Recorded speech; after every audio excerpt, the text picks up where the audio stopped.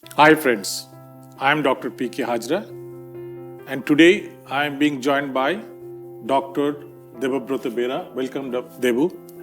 And he is our consultant electrophysiologist, consultant cardiologist in Tagore Hospital or Narayana Hospital, main hospital in Mukundapur. So he is trained for many innovative cardiac arrhythmias, the ablation surgeries. So we'd like to know from him, what are the things, you tell me first your journey in the field of electrophysiology, then we'll learn from you what are the things you do in day-to-day practice. Sure, sir. Thank you, sir, and thanks for the opportunity. I have completed, after completion of my DM training, I was working as an interventional cardiologist for 2 years. Then I went for my electrophysiology training, and I have been trained in Bombay and Hyderabad with Dr. Yash Lokhandwala and Dr. Kalambu Narsimhan, who are the pioneers of EP in India. And after spending more than 2 years, I came back to Calcutta and I joined back Tagore Hospital, Narayana. Since 2018 and almost 5 years, I am practicing almost exclusive EP. As you know, maybe for the audience, I would like to share that predominantly I work on arrhythmia. Arrhythmia means fluctuations or abnormalities in the heartbeat. And in that I try to manage them medically or by microscopic interventions. Among the interventions, my predominant procedures are called electrophysiology study, where we try to understand the electrical system of the heart. That is very similar to an angiographic procedure where we put a couple of sheath from the groin, and from there we take catheters inside the heart and check the electrical impulses. Both in babies and in adults? Yes, both in babies and in adults, but preferably in adults. Means the present day hardwares, we are comfortable to do procedures above 4 or 5 years of age when the baby is around more than 20 kgs.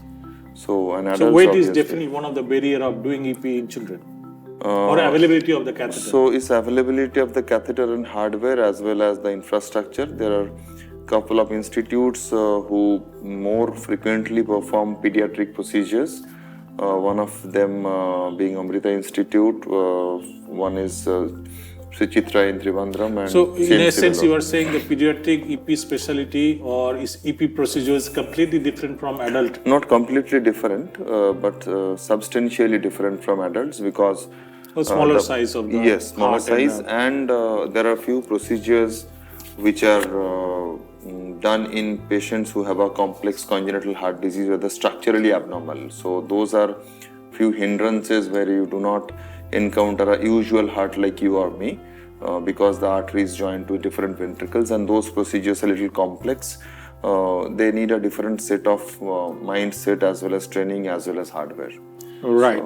So before you contemplate or advise somebody to go for EP therapy, what are the diagnostic things you advise to the physicians to complete before they come to you or before they go to the cath lab?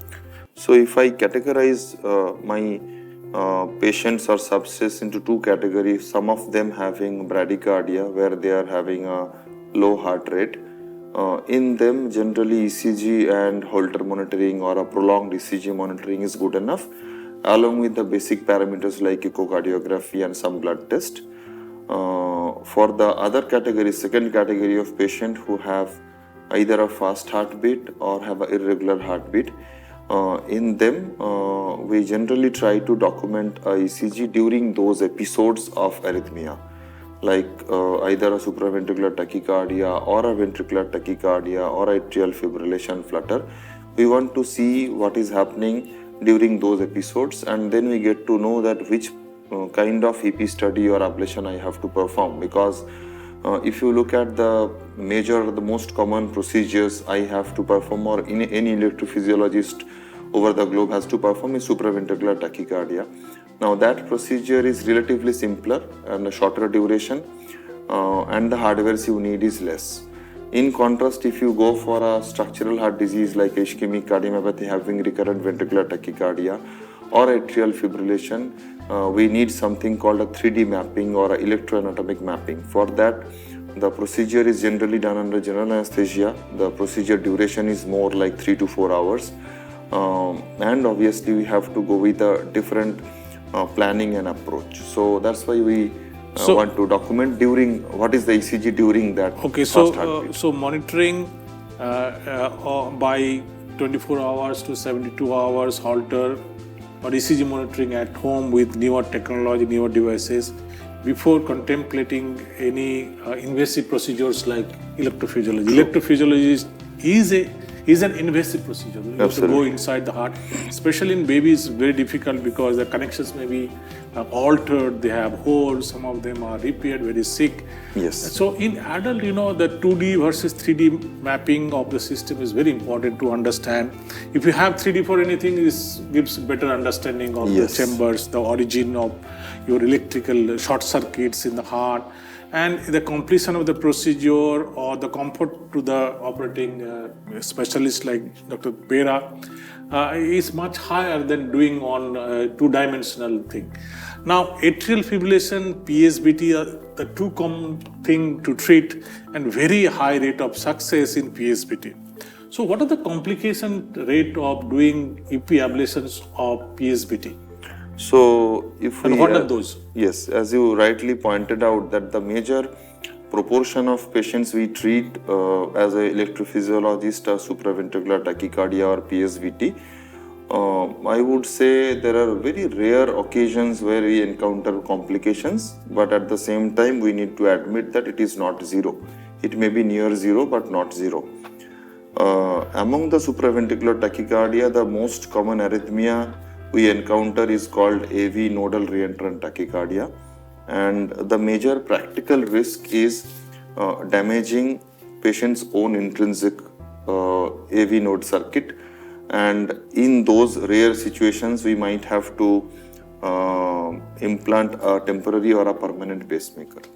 This is a known complication. Sometimes it is predictable, but over time, as we understand that even if you are very well accomplished, well trained and have a vast experience, on rare occasions you can have a sudden AV block even without any alarming situation or without any kind of indication. But they're not going to die. No, obviously not. So now coming to the second most common type of arrhythmia, which is called pathway related tachycardia, which is AVRT or atrioventricular reentrant tachycardia. We sometimes have to map the right side of the heart or the right atrium, right ventricle, mainly the annulus, or sometimes we have to go the left side of the heart. So if we have to enter the left side of the heart, there are two ways. Either we can go through aorta and retrogradely we can enter the left ventricle, or we have to do something called a transeptal puncture, as you very well know. Now, during transeptal puncture, there are a couple of major complications, although again very rare in good hands, but it can happen, like which we call cardiac tamponade. Even during ablation of the pathways, there are rare instances where you can have perforation or tamponade due to ablation. But again, because annulus is a relatively fibrous structure, the chances of perforation are very, very extremely rare. And to be honest, I till now have never. What are the long-term complications? Like you have done successful ablation today, yes. Gone home, he comes back with some complications. What are those? So in supraventricular arrhythmia, the common type of arrhythmia we treat, there is no long-term complication. I would say no long-term complication, because the only complication she can have or he can have is a recurrence. Okay.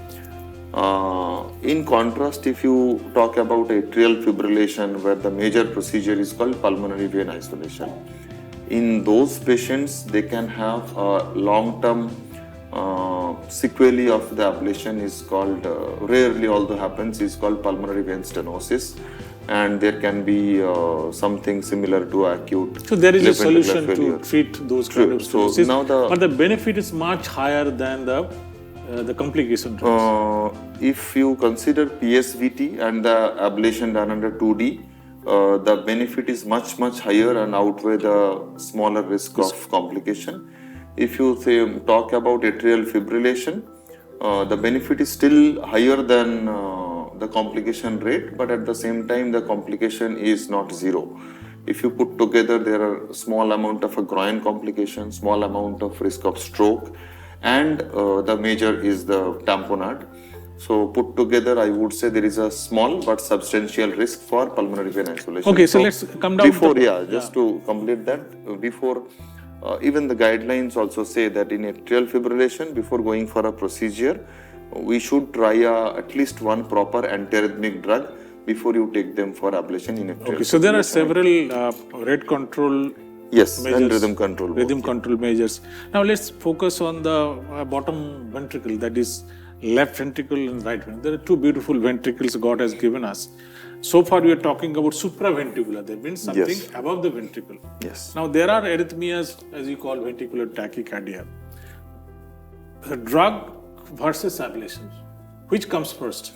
So again, in this a very pertinent question for physicians as well as patients, because we have seen physicians, even cardiologists, going the other way. So I would put forward, like, if you have a ventricular tachycardia, there are two categories. One category is patients who have a structurally normal heart. So in echo, we have a normal heart. Sometimes we do a cardiac MRI, that also is normal, although it is not a mandatory investigation. But if you have a second category, having ventricular tachycardia, and they have a structurally abnormal heart, like hypertrophic cardiomyopathy, ischemic cardiomyopathy, dilated cardiomyopathy, sarcoidosis, cardiac tuberculosis. So this second category, the treatment is completely different in these two categories. If we consider the first category, that is VT, ventricular tachycardia with structurally normal heart, it should be medication plus minus ablation, or medication versus ablation. Either way you can take upfront seat, depending on patient as well as physician's preferences, because most of this ventricular arrhythmia who comes from the structurally normal heart are very well treatable with high success rate, like supraventricular tachycardia. The major or common ventricular tachycardia which comes from a idiopathic ventricle or a normal ventricle is a right ventricular outflow tract VT and a left ventricular fascicular VT. These two are the most common arrhythmias. Okay, so in drug failure, ablations versus pacemaker. So in VT you are talking about, sir? No, there is no question of pacemaker, I would say. Again, I would put forward a blanket statement that in a VT with structurally normal heart, ICD is contraindicated. Only rare occasions you have ventricular fibrillation, like Brugada syndrome, who have a structurally normal, or channelopathies, who have a structurally normal heart but having ventricular fibrillation. The problem is ventricular fibrillation, by and large, you cannot ablate. So you have to consider ICD because they can be sometimes life-threatening. Otherwise, VT with structurally normal heart, there is no question of any pacemaker. So you have to ICD. think twice before advising pacemaker. Not twice, million times. Yes, before absolutely. Because there is no question. once in a lifetime, that is what why I wanted to highlight. We have seen patients for relatively simple RV, right ventricular outflow tachycardia, patient have got ICD, which is absolutely a mess. So there is no question of pacemaker because it is either medically treatable or very easily. So the physician who are listening to his conversations with me, you have to establish that the heart is structurally normal. Yes. So what are the things you do to say somebody is having a structurally normal heart? So again, in ventricular tachycardia, which is very, very essential to establish that is structurally normal heart, echo in good hands is good enough. MRI, CT scan? So generally is not needed unless from the ECG there are subtle findings which may be beyond this discussion, which tells you that this ventricular tachycardia, although the echo looks normal, we have to think about that it may not be absolutely normal and you have to look for a small scars in MRI. Large scar will be well visible in echocardiography. There are subtle clues in a ECG, like you have a fragmentation in ECG. The baseline ECG itself QRS is very broad. In addition, if patients have syncope, let's say a patient has you are suspecting right ventricular outflow tachycardia from the ECG, or a fascicular VT or a papillary muscle from the ECG, but it is very fast. Let's say I would say heart rate above 300, or the patient has syncope. So before you go for ablation or medication, I would be wanting to be very sure that the patient has a structurally normal heart. Because if you have a structurally heart disease, then medications and ablation comes secondary, ICD becomes first. So the second category, which we have not yet discussed. In abnormal heart, like a dilated cardiomyopathy, ischemic, non-ischemic, we go for this LGE as a contrast, 10%, 15%, 20%. And some people are saying 10% is good enough. In young, 10% you should go for it. Elderly, 15%. What is the threshold? Is it that particular number, that fixed number by which the border is divided to have ICD, not to have ICD? Is it so true that So 15% in structurally abnormal heart, if let's assume a patient with the most common category is ischemic cardiomyopathy, who has a old myocardial infarction and presently coming with ventricular tachycardia, they should be given medication, but always there is a possibility who has developed a ventricular tachycardia, in future he can develop a ventricular fibrillation. With this thought process is straightforward. We can offer a AICD, which is one type of advanced pacemaker, which gives shock whenever needed. And in addition, to prevent the VT or ventricular fibrillation, we give medications. In ischemic cardiomyopathy, there is no fixed number that if your percentage of scar is more than this, you should go for a pacemaker. Generally in ischemic cardiomyopathy, you can actually offer a primary prevention ICD also, although in India we do not practice regularly. In hypertrophic cardiomyopathy, which you asked, is very relevant because it has been seen that patients are doing well and patients are relatively young. Suddenly there is a sudden cardiac death and then we are repenting, oh, we could have done something. So there are a few literature which has come up with reasonable data, although it has not come into the guidelines. They say if the patient doesn't have any symptom, if the patient doesn't have any VT, still you can advise ICD if the percentage of scar burden is more than 15%. Right. As you said, there are so some there are other some cut-offs also. setbacks in the celebrity circle that they have died suddenly.